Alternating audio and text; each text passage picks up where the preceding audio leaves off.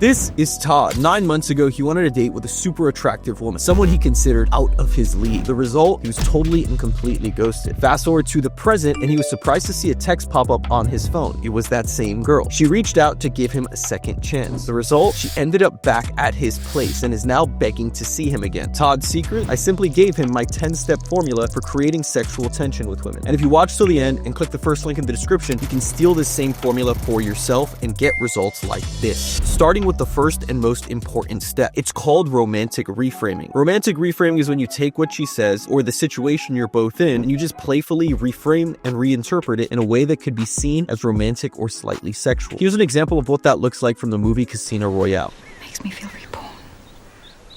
If you'd just been born, wouldn't you be naked?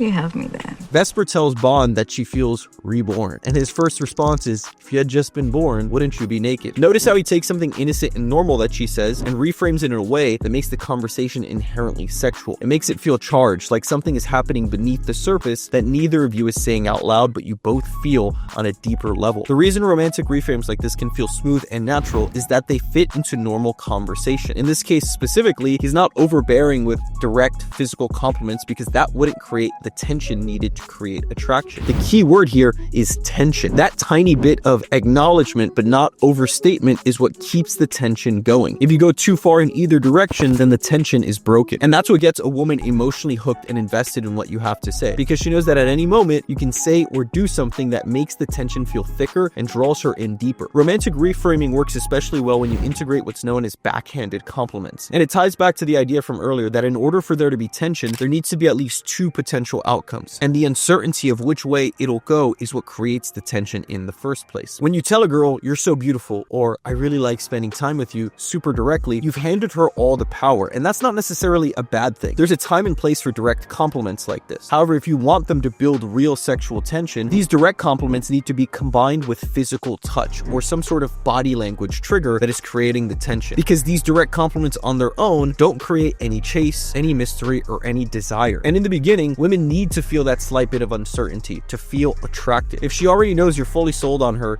then what is left there to earn? And again, I'm not saying compliments are a bad thing. I use compliments all the time, especially in my initial approaches. However, if you want to create tension with your words, you need to create uncertainty, because tension is synonymous with uncertainty. And when done correctly, that uncertainty is what flirting actually looks like. Both of you going back and forth, and neither of you quite putting all of your cards on the table all at once, because that would ruin the fun. I mean, just check out the scene from The Vampire Diaries where the main character Damon takes Elena on a road trip, and notice how he gives her a backhanded compliment.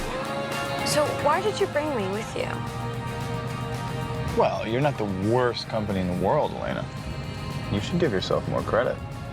Seriously? Instead of saying, I wanted to spend time with you, he instead uses a backhanded compliment. He says, you're not the worst company in the world. He's playfully complimenting her without putting her on a pedestal, but also in a way that doesn't give up all the power immediately. And when you give compliments like this in conversation, you're the one who becomes the judge, because you're the one who's deciding how you view and categorize her, not the other way around. And when she feels like she's being evaluated, her natural instinct is to prove herself, even if only jokingly. Because when conversations are truly flirtatious and they have sexual tension, they almost happen in their own separate world, in their own category. And this is part of what makes flirting so much fun. And notice her reaction in the scene. And you're not the worst company in the world, Elena. I used to be more fun. When she feels like she's being evaluated, her natural instinct is to prove herself, to try and win his approval, to show him that she's worth more than not the worst. And when you do this in conversation, suddenly you have the girl investing in you. She's trying to impress you, and the entire dynamic flips in your favor. Unfortunately, most successful men never get this far in the conversation because they fall for the interview trap. Most successful older men treat interactions like business meetings. They don't know how to turn off their logical brain, so they default to logical, boring questions about work, hobbies, and surface level details. This logical interview-style conversation is exactly why women feel zero chemistry and ghost you after the first date. But why do so many smart, successful guys default to this? It comes down to two things. Number one is the fear of rejection. Asking logical questions feels safer and less vulnerable than doing something bold like making a flirty joke, making a move physically, or simply speaking your mind, because all of those things have the potential to be taken the wrong way. Men use interview-style conversations as a shield. Asking safe, predictable questions protects your ego from hard rejection. But but it comes at the cost of real attraction. You're not actually saving yourself from the rejection, you're just delaying it to the future. If this is something you struggle with, here are 2 ways you can instantly shift from logical interview mode to playful emotional attraction. First is to use cold reads. Instead of boring logical questions, make playful guesses about her personality or her intentions. This instantly shifts the conversation to emotional, and it starts to foster some intrigue and attraction. Here's an example of a cold read in action. I feel like you're the sister who's in charge and you're like the more one who follows the lead. Baby. Is that the case? We have another middle sister too who's not here right now. Oh, I see. Yeah, so she's literally the baby. In this approach with 2 sisters, notice how I profiled the one girl as being in charge and the other one being the baby. This immediately got a reaction, had them laughing, and made the conversation more fun and engaging. Cold reads like this work in cold approaches, they work in first dates, they even work over text because they trigger playful banter and start to create those first sparks of emotional chemistry and sexual tension very quickly. Mastering the art of cold reads is one of the first things I work on with clients inside my private coaching program because it's such a game changer and builds instant attraction, so make sure you don't overlook this. The second way to avoid the interview trap is to stop asking logical questions. Immediately remove all standard interview style questions from any of your first dates. Instead, you want to replace them with playful assumptions, teasing, and bold statements about the girl that invite more playful responses. Now, a key thing to keep in mind is that all of these same principles apply to texting, which is where 95% of guys lose the girl before the date even happens. You'll never get her in front of you and have the opportunity to build sexual tension if you never even get her on the date. Data shows that the average response rate for a man on dating apps can be below 10%. That's why in the modern landscape, texting is the most important dating skill. The text you send determines whether you get the date or whether you get ghosted. And over the past decade, me and my team have tested thousands of messages, openers, frameworks, and scripts for my private clients, and we boiled all of it down into the 3 highest performing opening lines any man can use to instantly stand out and spark attraction. These lines are the same one my client Giannis used to go from struggling to get 2 to 3 dates a month to getting 8 dates in a single week and building a rotation of stunning women that were way above what he thought possible. And you can download all 3 lines plus my copy-paste texting script completely free inside my texting course link below. Now, another trap that successful men fall into, even more so than the interview trap, is what I call premature escalation. If you have a boring platonic conversation, you never touch her once, then end the date by trying to kiss her, she won't be ready for it, which is why most of the early sexual tension is built by establishing physical comfort. We talked earlier about how sexual tension is the art of implying desire without fully acting on it, but how do you actually act on it in the right way? You can't go from 0 physical contact to trying to kiss her out of the blue. She's gonna pull away, she's gonna flinch, not because she doesn't like you, but because you didn't lay the groundwork to make her comfortable enough yet. The fix is simple. Take opportunities to get physical and intimate in small, subtle ways throughout the entire interaction from the beginning of the date. This way you dial up the tension slowly and you keep her guessing when you'll make your next move. When you're sitting down at dinner, an easy way is to take her napkin and put it on her lap for her. It's subtle, gentlemanly, and it gets her comfortable with you being in her space early on. When you're moving through a crowd, put your arm around her, or grab her hand or arm and gently pull her closer to you to avoid other people. It establishes a sense of closeness, and that gentlemanly protective instinct makes her feel safer and more trusting around you. You create that aura of I've got you. And that's ultimately what creates the space for a woman to feel attracted. If you notice a fold or a crease or a piece of lint on her shirt, just fix it, pull it off, and make a little bit of eye contact when you do it. If she has something on her face or there's a piece of hair that's out of place on her, simply move it.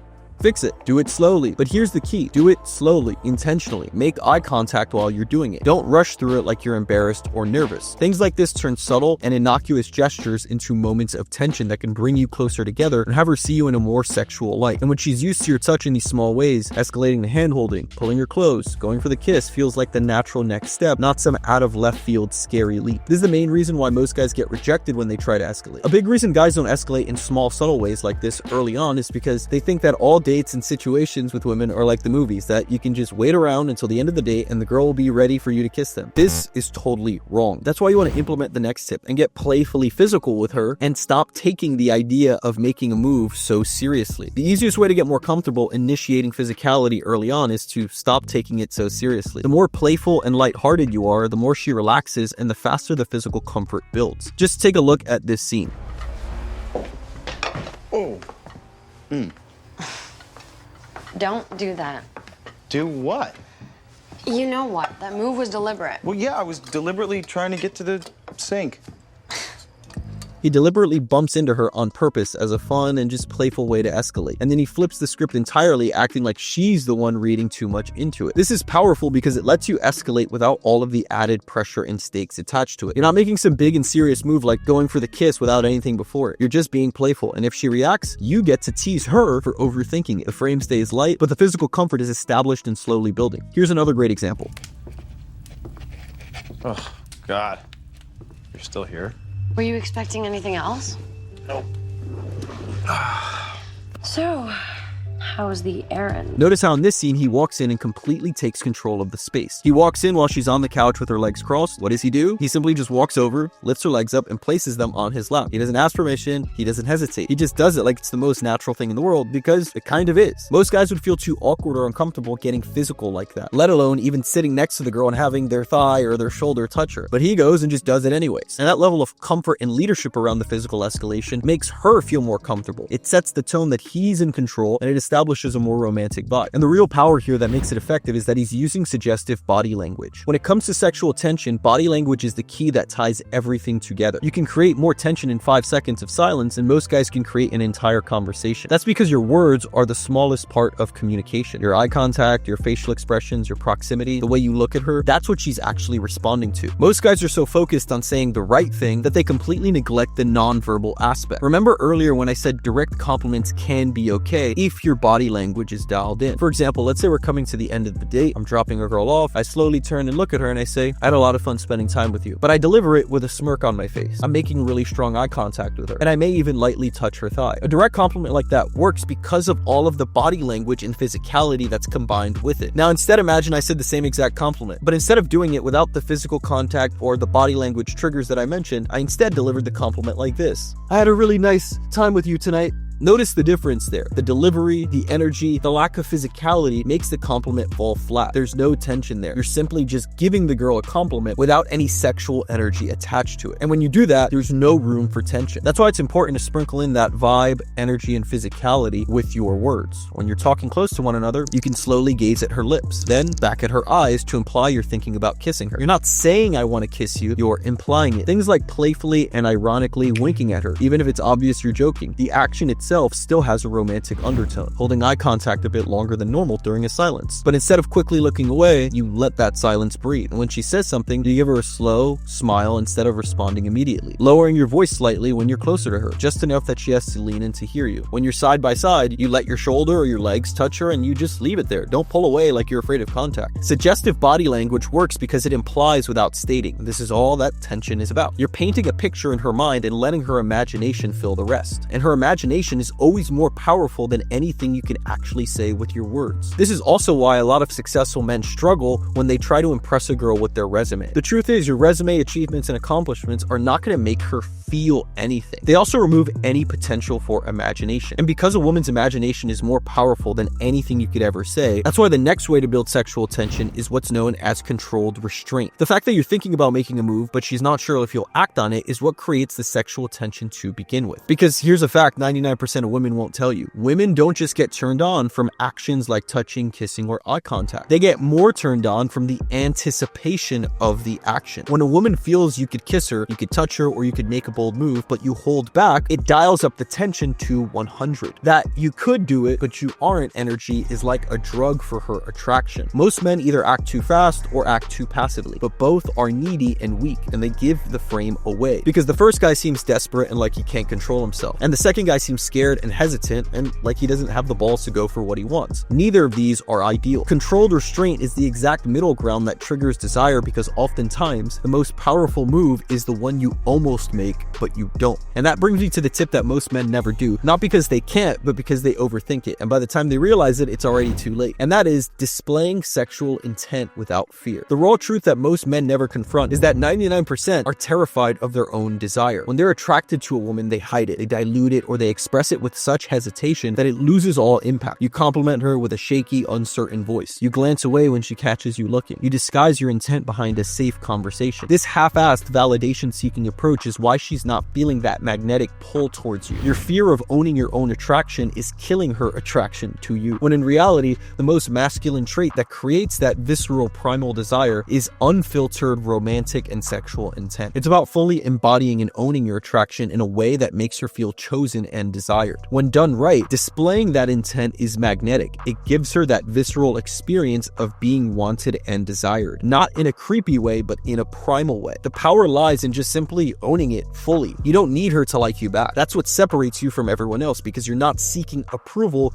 you're just expressing your own wants and acting on it. And that is literally the definition of setting the frame. And when you combine this frame with slow and controlled body language, now you're cooking with dynamite. You could have the perfect words, but if your body language screams, "I'm anxious around beautiful women," she'll feel it and shut down before you even say anything. The key to having strong body language is just move at your own pace. If you want to do something, you do it. You don't second guess it. You should be moving through interactions as if you own the environment. Whether it's a bar, a sidewalk, or a room full of strangers, you move like everything around you is moving for you, not the other way around. When it comes time to escalate, you don't ask, "Hey, can I kiss you?" You hold tension. You take a minute. You get close. You look at her lips, and then you go for it as if you've already decided. Every subtle movement should feel intentional, from how you lean back to how you raise your drink to how you touch her waist to guide her through a crowd. It's all calculated. Nothing is rushed. Nothing is spastic. It's slow, controlled, and steady. This kind of control makes her feel safe, aroused, and intrigued. And if you want to make the physical aspects of the sexual tension hit even deeper, then you want to combine it with the us and we frame. Because attraction isn't just about getting her to like you as an individual. It's about making her feel like you two are the perfect match. This works because of a psychological principle known as linguistic framing, which is just a fancy way of saying that the words we use literally shape how we and others perceive reality around us. When you use we and us language, you're bypassing her logical mind and speaking directly to her emotional brain. You're not trying to convince her that you two should be together. You're just speaking and acting as if it's already happened. It's already real. One simple and easy way you can integrate this framing on dates is by simply calling her your wife. Let's say I'm taking her on a dinner date and I'm checking into a restaurant. When I go up to speak to the hostess, I'll say, "Hey, I have a reservation for two for me and my wife." This works because it's playful and it allows you to keep building on this us and we frame through the playful joke of calling her your wife. And when you do it early on in the date, you can keep building on it naturally throughout the rest of your time together. Now, being really honest here, I typically find a lot of these psychological principles that people teach when it comes to attraction to be gimmicky and honestly not really all that real. Most of them are pseudoscience at best, and they can also make interactions feel unnatural. But the idea of linguistic framing is very, very real. I mean, just think about it. If someone walks up to you and says, "Hello, sir," versus someone walks up to you and says,